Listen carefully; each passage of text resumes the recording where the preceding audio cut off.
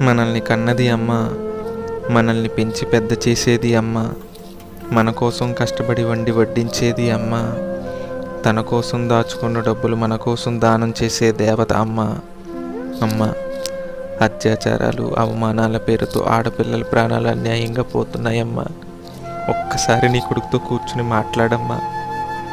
ఆడవాళ్ళకి చెడు చేయొద్దని చెప్పమ్మా. వాళ్ళని కాపాడమని చెప్పమ్మా. వాళ్ళు కూడా నీలాంటి ఆడవాళ్ళేనని చెప్పమ్మా. పాలిచ్చి పెంచిన పిల్లలు పాడైపోతున్నారమ్మా. వాళ్ళని ఒక్కసారి పట్టించుకోమ్మా. స్మార్ట్ ఫోన్లో సెక్స్ వీడియోలు చూసే మగవాళ్ళకి సమాజంలో బ్రతకడం కోసం ఆడవాళ్ళు ఎన్ని కష్టాలు పడుతున్నారో, వాళ్ళని ఎన్ని కష్టాలు పెడుతున్నారో ఒక్కసారి అర్థమయ్యేలా చెప్పమ్మా. మృగాలుగా మారకముందే మగవాళ్ళని మంచి మనుషులుగా మార్చమ్మా. కన్న బిడ్డలు మార్చే శక్తి కన్నవాళ్ళుగా మీకే ఉందమ్మా. ఎందుకంటే మాతృదేవో భవ, పితృదేవో భవ, ఆచార్య దేవో భవ, స్త్రీ దేవో భవ. ఆడవాళ్ళని గౌరవిద్దాం, ఆడపిల్లల్ని ప్రశాంతంగా బ్రతకనిద్దాం, అమ్మ మాట ఆలకిద్దాం. ఈ కవిత మీలో మార్పు తెస్తుందని ఆశిస్తూ ఆడవాళ్ళందరికీ ఈ కవిత అంకితం.